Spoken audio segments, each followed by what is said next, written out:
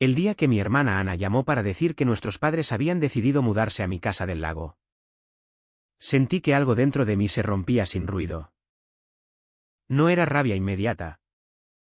No, era esa frialdad que se instala cuando comprendes que la traición no viene de extraños, sino de la sangre misma. Es lo justo. Javier, dijo ella con esa voz calmada que siempre usaba para justificar lo injustificable. Papá y mamá ya no pueden con el piso en Madrid. Y tú estás solo allí. Con tanto espacio. ¿Solo? Como si la soledad fuera un delito que mereciera castigo. Yo había comprado esa casa en el embalse de Alarcón con el dinero que ahorré durante años en la empresa de construcción. Lejos del bullicio de la capital. Buscando precisamente eso, distancia. Distancia de ellos. Aunque nunca lo admití en voz alta. La casa era mía. Legalmente mía. Con vistas al agua quieta que reflejaba los pinos como un espejo roto. Pero ellos la veían como un bien común.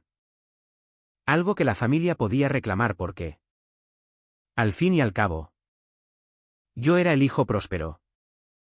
El que no tenía cargas. ¿Y si digo que no? Pregunté por teléfono, sintiendo como la garganta se me secaba. Ana rió. Esa risa ligera que ocultaba el filo. No seas cruel. Javi. Son nuestros padres.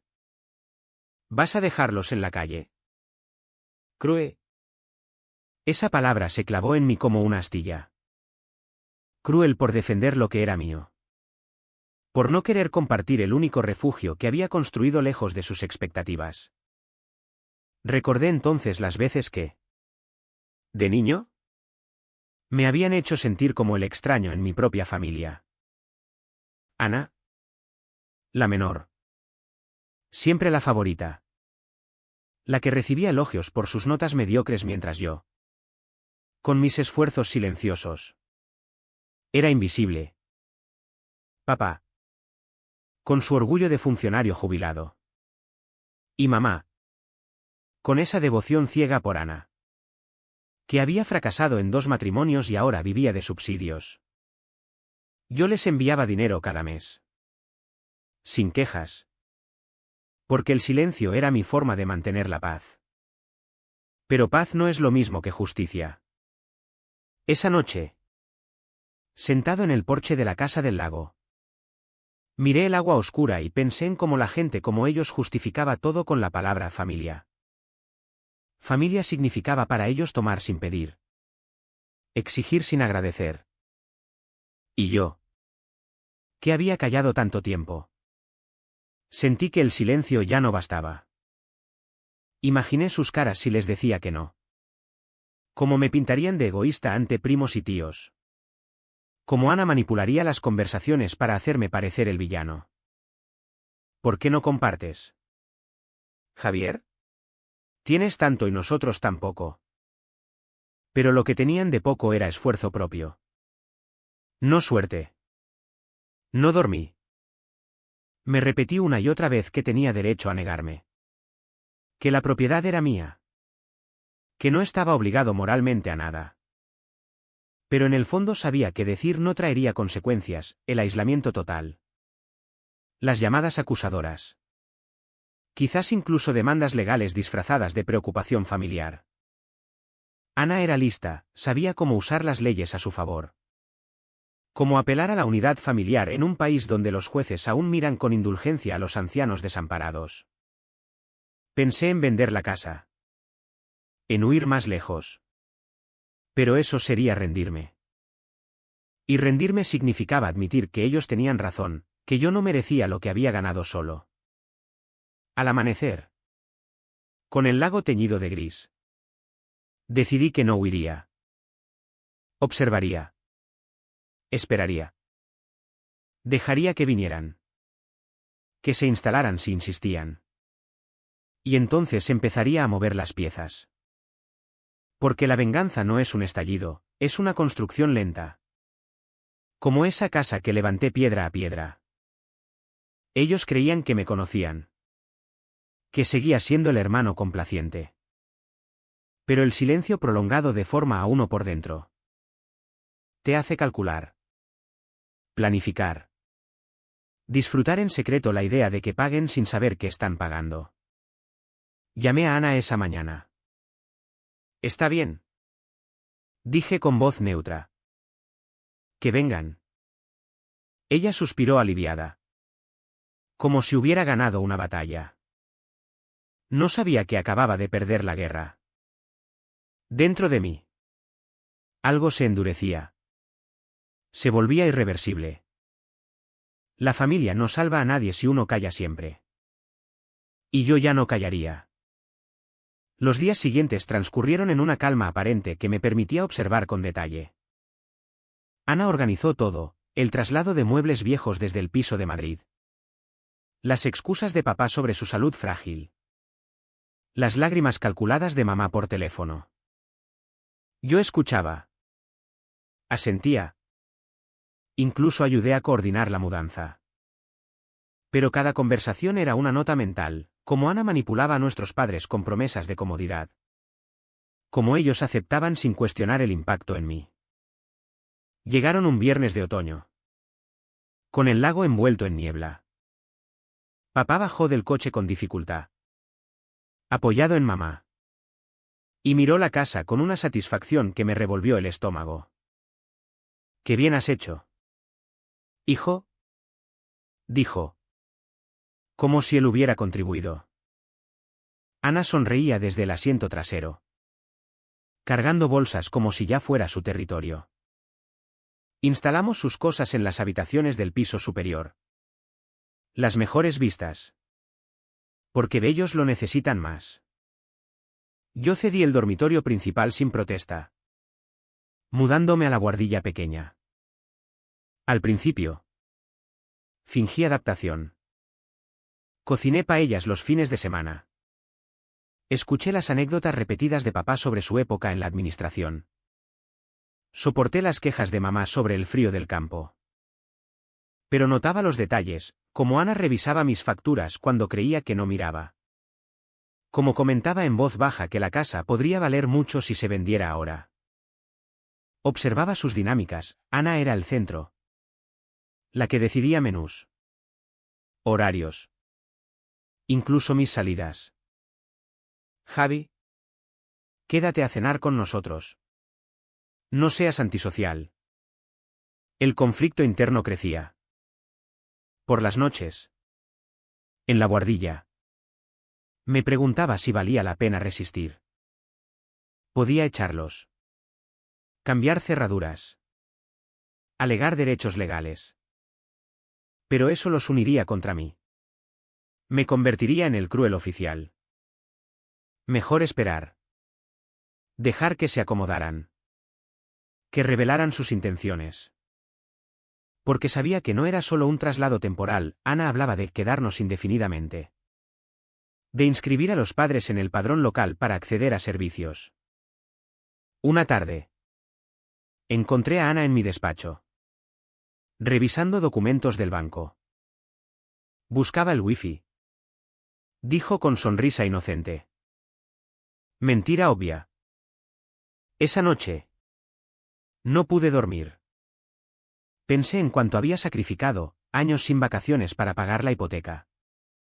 Relaciones fallidas porque priorizaba la independencia. ¿Y ahora? Invadido.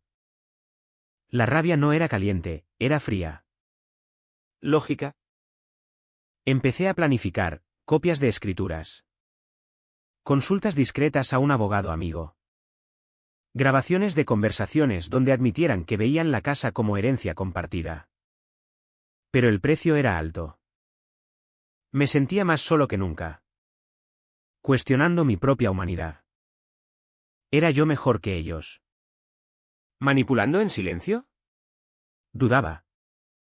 Momentos de debilidad donde casi cedía todo. Pero recordaba la llamada inicial. La acusación de crueldad por un simple no. Imaginaba su vida cómoda a mi costa. Y la duda se disipaba. La venganza requería paciencia. Y yo la tenía en abundancia. Ana empezó a invitar amigos suyos, ocupando el salón como si fuera suyo. Papá reclamaba reformas para mayor comodidad, sugiriendo vender parte del terreno. Yo asentía, pero por dentro calculaba plazos legales para desalojo. Costes emocionales. Cada concesión era un paso en mi plan, dejar que se sintieran seguros, para que el golpe fuera mayor. El invierno llegó temprano ese año, con vientos que azotaban el lago y helaban las cañerías.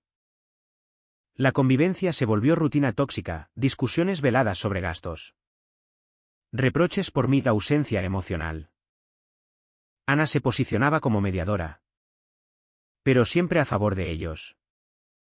Javi, entiende. Son mayores. Yo entendía perfectamente, entendía que me usaban como sostén económico disfrazado de hogar. Empecé a actuar con sutileza. Cambié contraseñas bancarias. Transferí ahorros a cuentas nuevas. Consulté al abogado, la casa era mía al 100%. Pero desalojar a familiares mayores implicaba trámites largos. Posibles contrademandas por abandono de deber filial.